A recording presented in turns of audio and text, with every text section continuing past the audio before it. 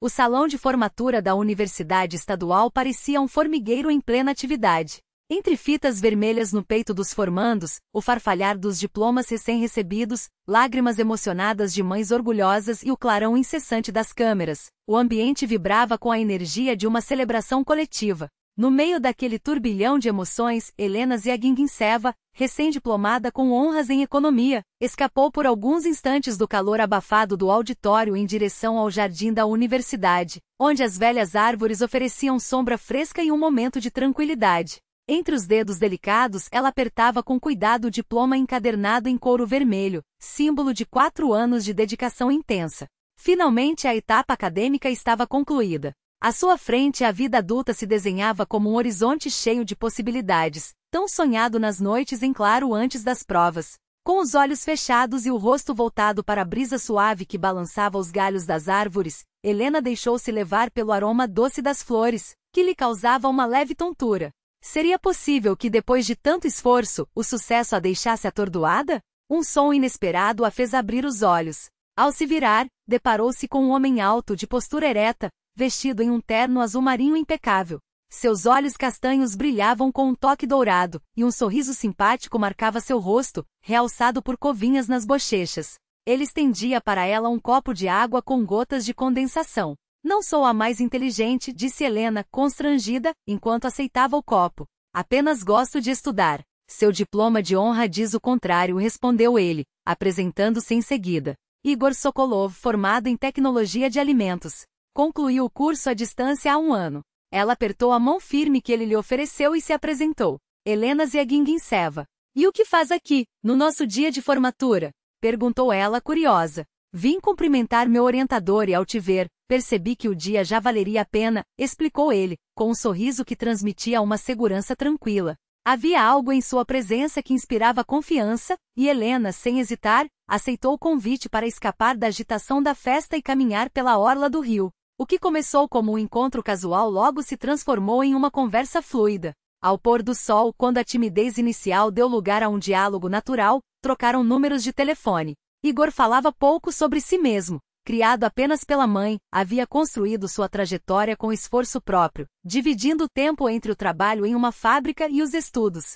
Cada palavra sua carregava o orgulho de quem conquistara tudo com o próprio suor. Me ligue amanhã, se quiser me mostrar seu lugar preferido na cidade, sugeriu Helena ao se despedir. Vou ligar, prometeu ele. E cumpriu. Os encontros se tornaram frequentes, passeios pelo centro, cafés, idas ao teatro, um dia na estação de barcos. Igor era atencioso, sempre solícito. Em poucas semanas já conhecia seus gostos, o chocolate amargo que ela adorava, a preferência por ambientes tranquilos, a paixão por música clássica. Nos primeiros tempos, ele às vezes franzia a testa ao pagar a conta em restaurantes ou comprar ingressos, como se o gasto o incomodasse. Helena, no entanto, fingia não notar. Sabia que a autoestima masculina era frágil e que apontar dificuldades financeiras seria uma indelicadeza. Na terceira semana, a conversa recaiu sobre o trabalho. Helena mencionou com discreta empolgação que havia começado um estágio no setor financeiro de uma empresa. Que empresa? Perguntou Igor, como se fosse uma curiosidade passageira. Um moinho de grande porte. Meu pai é o diretor e estou aprendendo na prática, respondeu ela, sorrindo. É um trabalho dinâmico, ligado à produção de verdade. Igor assobiou baixinho, reconhecendo o nome. Zviagintsev Filhos. O maior do estado. Não imaginava que seu pai fosse aquele Zviagintsev. Naquela noite, ao chegar em casa, Igor tirou os sapatos engraxados, afundou-se no sofá desgastado e pela primeira vez em muito tempo, sorriu com uma felicidade genuína. Em sua mente desfilavam imagens de uma casa no campo, um carro próprio, quem sabe até um barco pequeno, tudo aquilo que antes parecia inalcançável. Pela primeira vez, a sorte parecia sorrir para ele. Passou a noite em claro, traçando planos meticulosos.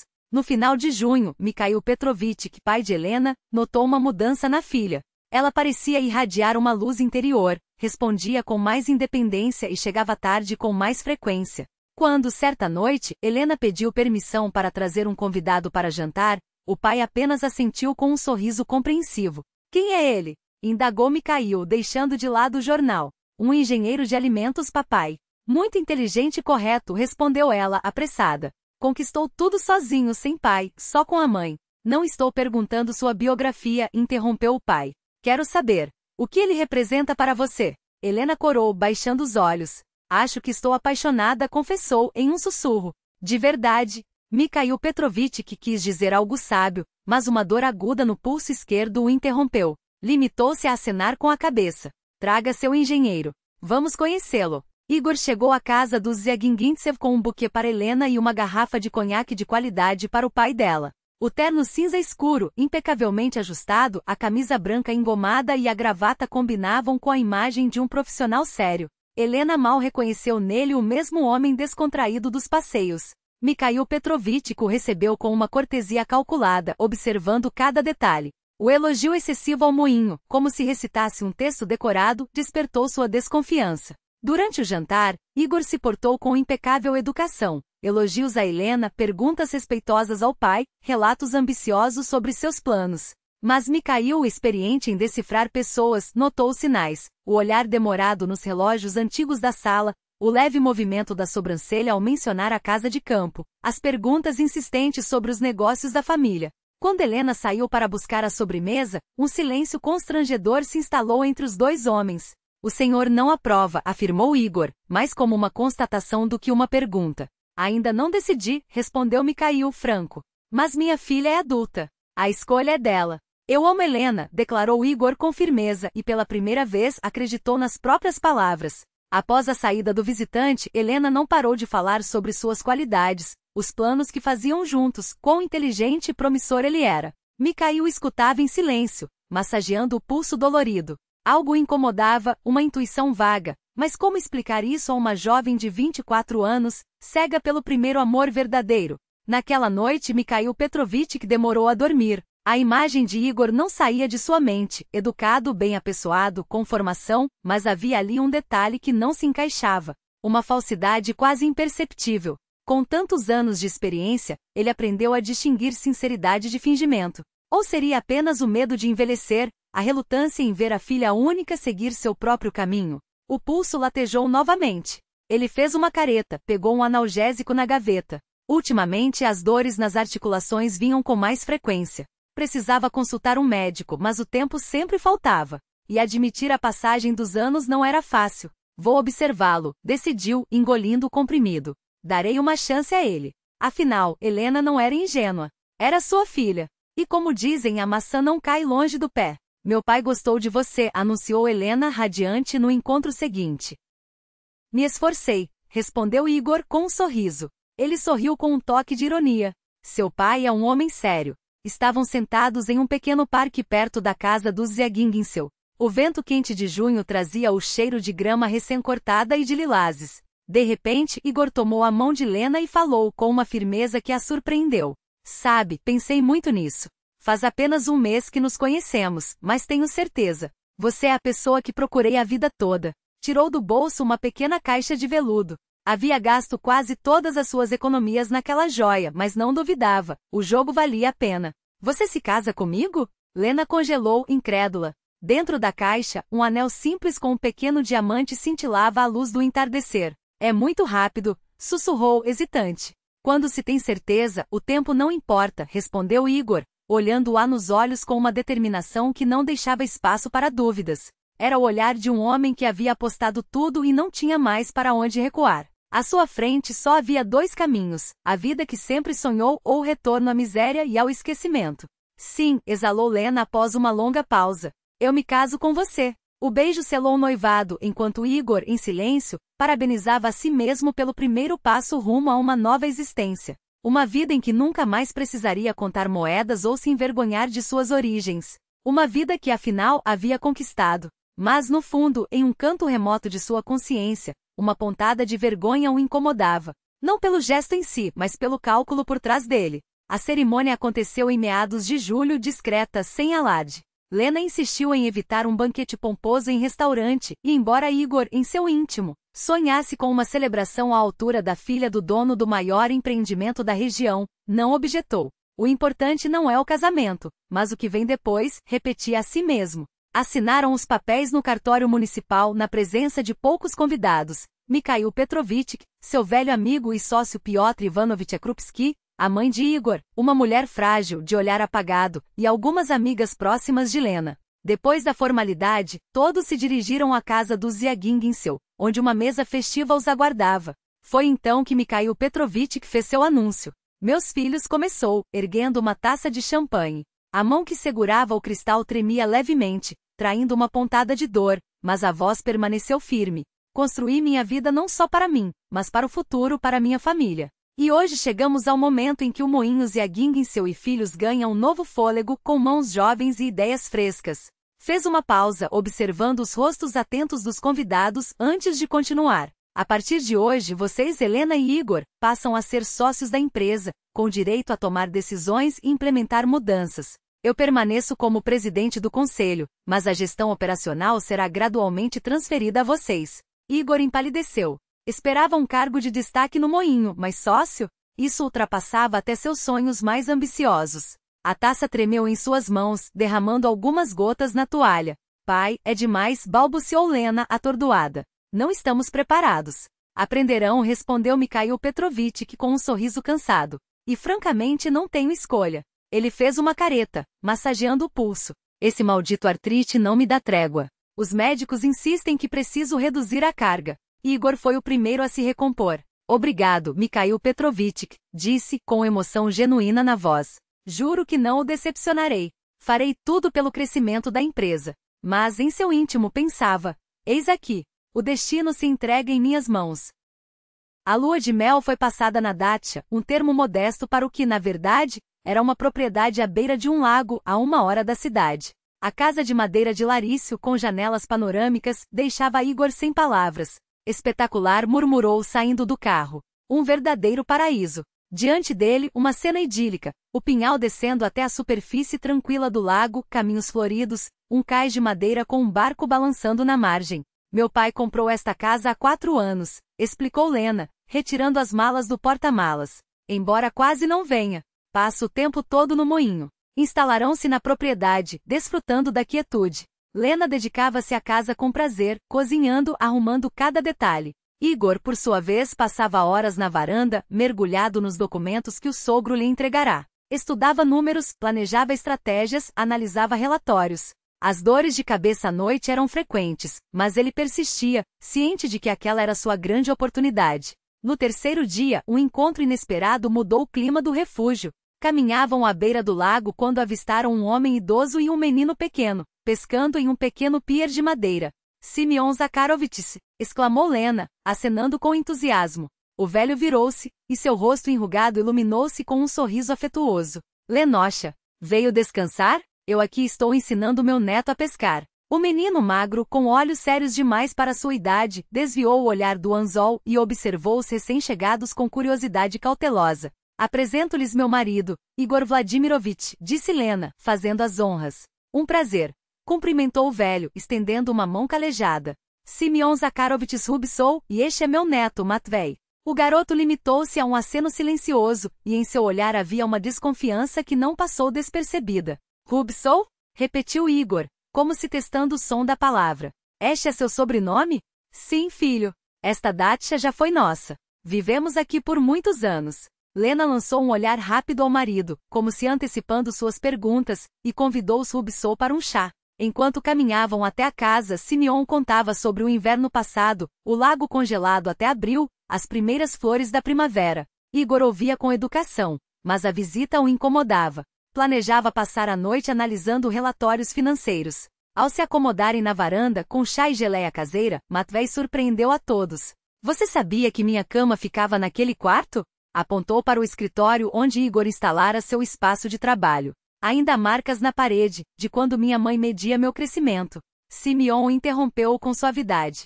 Não é necessário, Nushok. Por quê? Perguntou Lena, genuinamente interessada. Adoraria conhecer a história desta casa. O velho hesitou, como se organizando os pensamentos. Foi uma história difícil, Dosha. Nada festiva. Suspirou, e sua voz ganhou um tremor. Construímos esta casa com nossas próprias mãos. Minha esposa e eu, depois nossa filha ajudou quando cresceu. Cada tronco, cada tábua foi colocada por nós. Matvei aproximou-se do avô, como se quisesse oferecer apoio silencioso. Há 6 anos, minha esposa adoeceu. Um câncer cruel, implacável. Gastamos todas as economias no tratamento, mas não adiantou. 3 anos depois, nossa filha, a mesma doença. Como um castigo. A voz falhou. Ele engoliu em seco antes de continuar. Meu filho, Alexei, foi trabalhar no norte para juntar dinheiro, mas desapareceu por lá. Ficamos só eu e o Matvei com dívidas do tratamento. Não havia saída. Tivemos que vender a casa. Lena ouvia com lágrimas nos olhos. Igor, impaciente, tamborilava os dedos na mesa. Aquela história comovente era apenas uma distração de seu tempo precioso. Pelo menos seu pai, Mikhail Petrovitch, que comprou a propriedade de forma justa, concluiu Simeon com um suspiro. Fez tudo com bondade. Ele pagou um preço justo e ainda nos permitiu ficar morando na pequena casa do caseiro, lá no fundo do terreno, apontou o velho com a mão para um telhado mal visível entre as árvores. Somos eternamente gratos a ele. Que Deus o proteja. Sim, papai nunca nos contou nada disso, murmurou Lena com a voz embargada. Por que contaria? As boas ações se fazem em silêncio, respondeu Semyon Zakharovitch, sacudindo a melancolia com um sorriso. E depois ainda nos ajudou muito. Minha aposentadoria é pequena, e criar um menino não é fácil. Ora nos trazia comida, ora roupas para Matvei, ora remédios. Um homem de verdade. Igor ouvia tudo com irritação crescente. Ou seja, seu sogro não apenas comprou a casa, mas ainda bancava aquela família. Um sentimentalismo inconveniente. Nos negócios não há espaço para piedade ou caridade. Que história comovente, disse ele com uma cortesia forçada. Mas acho que já é hora de voltarmos ao trabalho. Ainda tenho uma pilha de documentos para analisar esta noite. Lena olhou para o marido com espanto, mas não disse nada. Os Rutsov se despediram. Visitem-nos quando quiserem, disse Semyon ao se retirar. Tenho mel caseiro e peixe defumado para vocês. Quando os visitantes saíram, Igor não se conteve. Como eles ousam aparecer aqui assim, como se fossem donos do lugar? Igor, este era o lar deles. Lena reagiu com uma indignação que não costumava demonstrar. Eles passaram por tanto sofrimento. Corrigiu o marido seco. Agora é nossa propriedade, e não quero que um velho e um garoto andem por aqui nos distraindo. Você precisa entender isso. Como você pode ser tão cruel? Pela primeira vez, Lena elevou a voz. Eles perderam tudo. E você fala assim? Igor imediatamente se arrependeu da aspereza. Não podia afrontar a esposa, especialmente agora quando tudo corria tão bem. Desculpe, querida, murmurou, puxando-a para um abraço. Estou apenas exausto com tantos números. E ansioso para mostrar ao seu pai que sou capaz de administrar os negócios tão bem quanto ele. Lena amoleceu, mas uma amargura permaneceu em seu peito pela frieza com que o marido tratara o sofrimento alheio. Uma semana depois, Mikhail Petrovitch chegou a Dasha. Estava mais magro, com olheiras fundas, mas forçava um ânimo, brincando e perguntando pelos progressos do genro nos negócios. À noite, quando Igor se trancou no escritório com documentos, Lena aproximou-se do pai em voz baixa. Papai, por que você nunca nos contou sobre a família Rutsov? Mikhail Petrovitch ficou em silêncio, observando o sol poente tingir o lago de tons carmesim. Há coisas que não se contam, filha. Faça o que deve ser feito e pronto. Eles ainda moram na casa do caseiro, acrescentou, como se falasse consigo mesmo. Você os ajuda? Coisas pequenas, desdenhou o pai. A mensalidade de Matvei na escola, remédios para Semyon de vez em quando. Nada demais. Lena abraçou-o, percebendo pela primeira vez como seus ossos estavam salientes debaixo da camisa. Só então notou, as têmporas do pai estavam completamente grisas e seus olhos, outrora vivos, agora se afundavam em rugas profundas. Você precisa descansar mais, disse, preocupada. Está com uma aparência terrível. Bobagem, sorriu Mikhail Petrovitch. É a idade. O importante é que você esteja bem. E você e Igor darão conta dos negócios. Ele é um rapaz esperto, tem garra. Pela janela do escritório, a luz ainda ardia. A silhueta de Igor movia-se entre a mesa e as estantes, folheando papéis com uma determinação que, aos olhos de Mikhail Petrovitch, carregava também uma avidez que ele pressentira desde o primeiro encontro com o genro. Mas que pai poderia proibir a filha de amar quem escolheu? Enquanto isso, Igor anotava em seu caderno: demitir o tecnólogo sênior, salário muito alto, reduzir verbas de caridade, cortar ajuda financeira aos Rutsov. O plano ia tomando forma. Mas antes de tudo, precisava ganhar a confiança absoluta do sogro e consolidar seu lugar no coração da esposa. Ele conseguiria. Sempre conseguia o que queria. O outono chegou de repente sem aviso. Folhas amarelas caíram das árvores como varridas por uma vassoura invisível. O céu encheu-se de nuvens chumbadas, e as noites tornaram-se úmidas e longas. Mikhail Petrovich sempre sofria com a mudança de estação, mas dessa vez seu corpo parecia se rebelar contra si mesmo. Em um dia de outubro, durante uma reunião na matriz da fábrica, ele interrompeu a frase no meio. Seu rosto contorceu-se de dor, e a mão que segurava a caneta caiu inerte sobre a mesa. Piotr Ivanovich Krupski, sentado ao lado, foi o primeiro a reagir. Mikhail, você está pálido. O que está acontecendo? Não houve resposta, apenas um suspiro entrecortado e dedos retorcidos em uma posição antinatural. As articulações, que já doíam com uma dor surda, agora queimavam como se metal derretido corresse por suas veias. A ambulância chegou em 10 minutos. Diagnóstico: crise aguda de artrite reumatoide agravada por estresse e exaustão. Lena correu para o hospital assim que recebeu a ligação de Krupski. Encontrou o pai em um leito esquelético com o olhar apagado e uma soro gotejando em seu braço. Ele conseguia falar, mas cada movimento era uma tortura. É só uma crise, tentou tranquilizar a filha. Em breve estarei como novo. Mas Lena viu nos olhos dos médicos a verdade, é grave. Vai precisar de tratamento longo e, acima de tudo, de repouso. No corredor, Igor a esperava. Em 3 meses de casamento, conseguirá ganhar a confiança do sogro, assumindo parte das operações da fábrica. Seu rosto mostrava preocupação, mas apenas Lena, com seu coração sensível, percebeu que aquela ansiedade não era inteiramente genuína. O que os médicos disseram? Perguntou, abraçando-a. Internação por pelo menos 2 semanas, depois repouso domiciliar e tratamento especializado. Lena engoliu um soluço. É artrite reumatoide, Igor. Vai piorar. Papai pode ficar inválido. Ele a apertou com mais força, mas em sua mente já se desenhava um novo plano. A doença do sogro abria portas muito mais amplas do que ele poderia ter sonhado. Não se preocupe, amor. Vou assumir a fábrica, e você cuidará do seu pai. Vamos dar um jeito. Lena ficou ao lado do pai, observando seu rosto pálido enquanto ele dormia.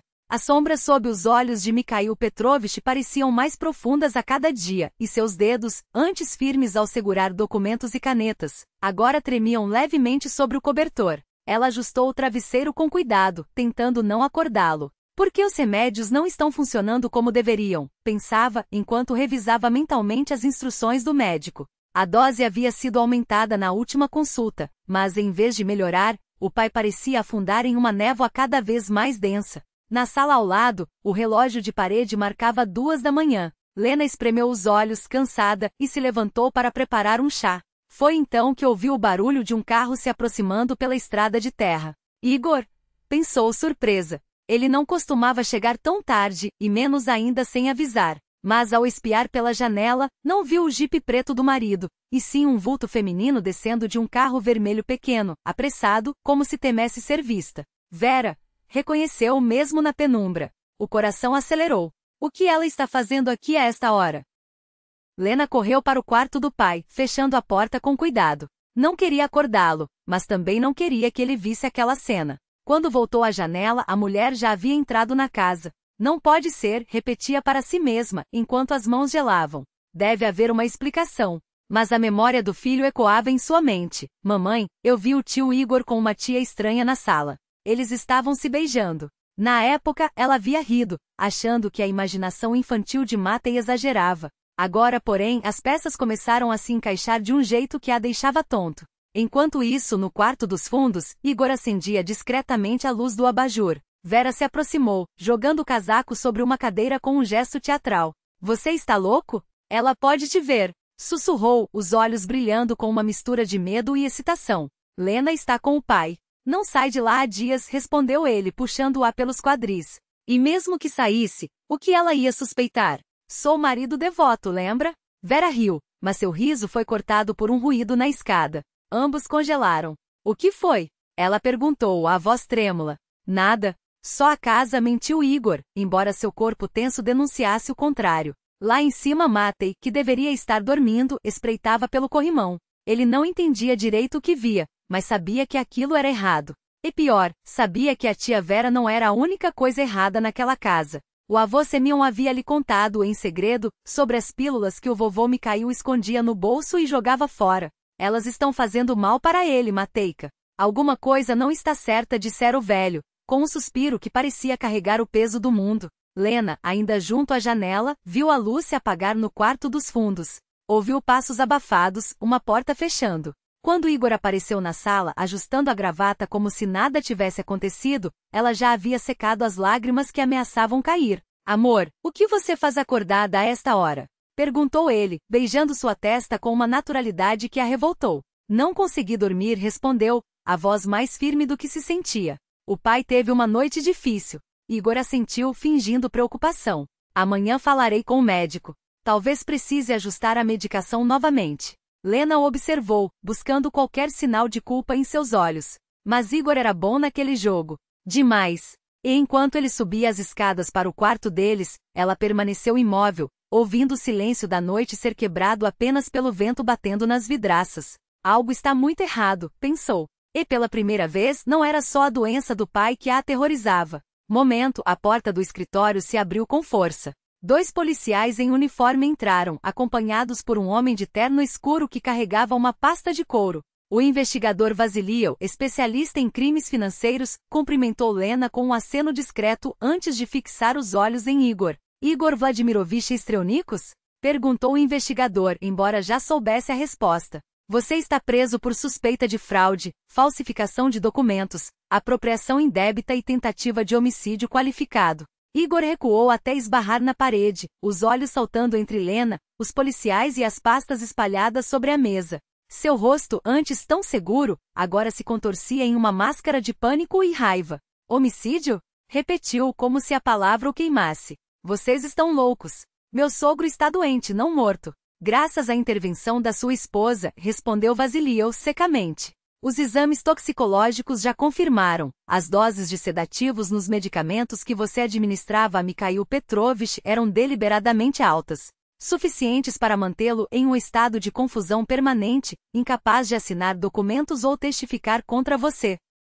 Lena observava a cena como se estivesse fora do próprio corpo. Cada palavra do investigador era um golpe de martelo desmontando a fachada que Igor havia construído por meses. Anos, corrigiu-se mentalmente. O plano devia ser antigo, meticuloso. Casar-se com a filha do dono do moinho, ganhar sua confiança, isolar o velho doente, e depois desmontar o império que ele havia construído com décadas de trabalho. Você não tem provas, gritou Igor, a voz quebrando. Tudo isso é invenção dessa mulher. Apontou para Lena com dedos trêmulos. Ela sempre foi instável, paranoica. Perguntem aos empregados. O investigador abriu a pasta e jogou sobre a mesa uma pilha de documentos carimbados. Temos depoimentos da ex-chefe de contabilidade, Maria Stepanovna, que você demitiu ilegalmente. Dos funcionários que você substituiu por capangas seus.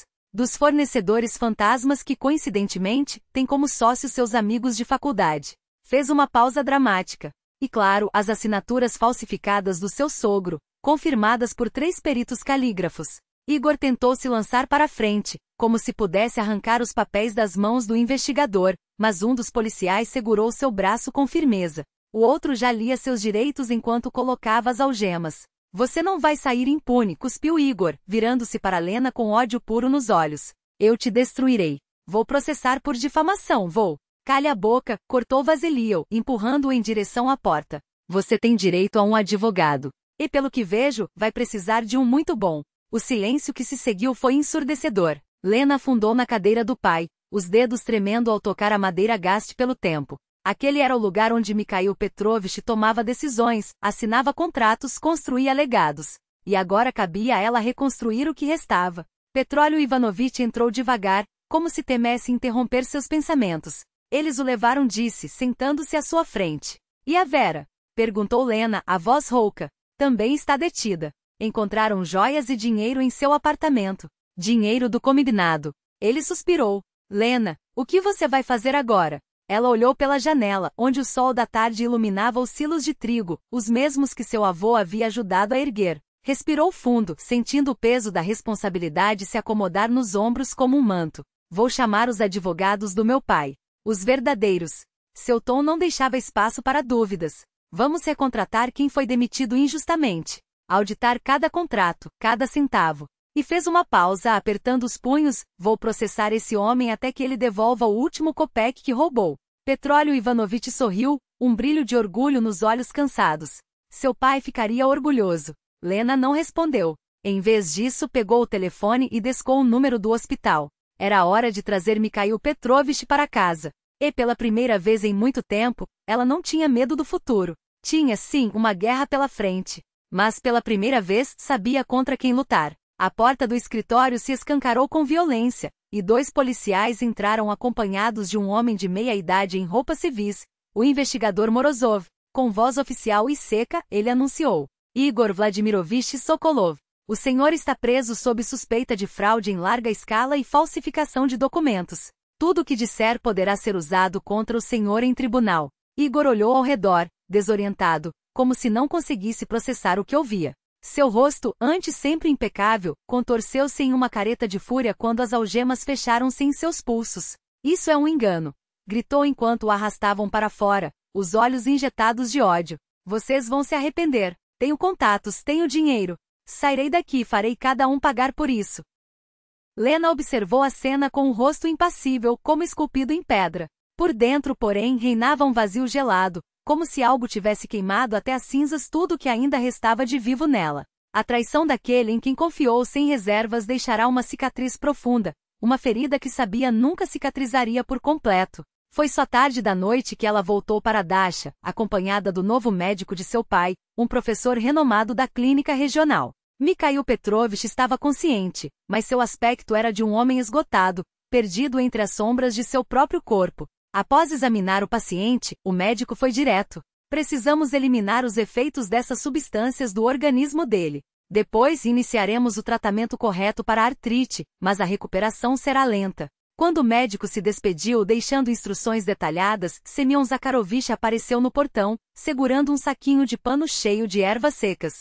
Não se zangue, filha, disse ele, estendendo o pacote para Lena. É celidonia, erva cidreira e casca de carvalho. Receita antiga para as dores nas juntas. Faz um chá. Não vai curar, mas alivia e ajuda a dormir. Ela abraçou o velho com gratidão.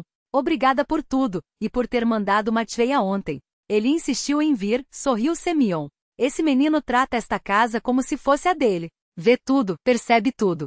O coração das crianças é puro. Mentira, ele sente de longe. Naquela noite, Mikhail Petrovich dormiu pela primeira vez em meses sem ser atormentado pelas dores, depois de tomar o chá preparado com as ervas de Rubsol. Lena ficou ao seu lado, segurando sua mão envelhecida, enquanto a mente traçava o longo caminho pela frente. Recuperar o controle da fábrica, enfrentar os processos judiciais, reconstruir a reputação da empresa. Mas, acima de tudo, estavam juntos outra vez, ela e o pai. E desta vez, não haveria mais espaço para mentiras entre eles. Ao amanhecer, quando os primeiros raios de sol tocaram a superfície tranquila do lago, Lena saiu para a varanda. O vento fresco da primavera agitava seus cabelos, levando embora o amargor da traição.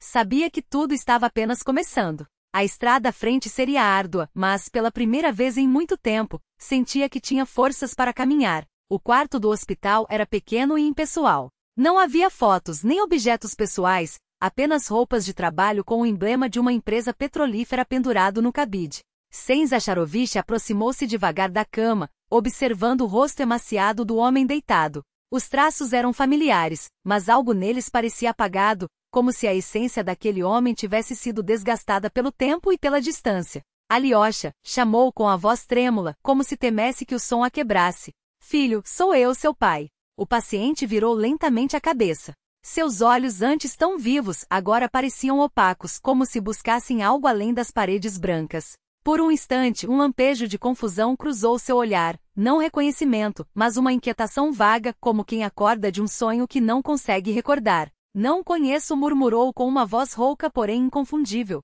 Era sua voz, com aquele timbre levemente áspero e as mesmas entonações que Sem guardava na memória. O coração do velho bateu mais forte. O médico havia avisado. Ele pode não se lembrar de nada. Procure por marcas que só vocês dois conheçam.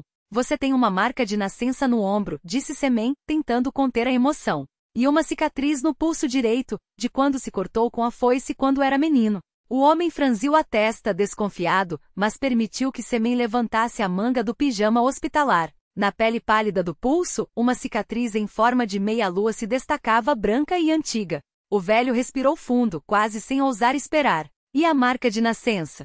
Perguntou-o com um fio de esperança.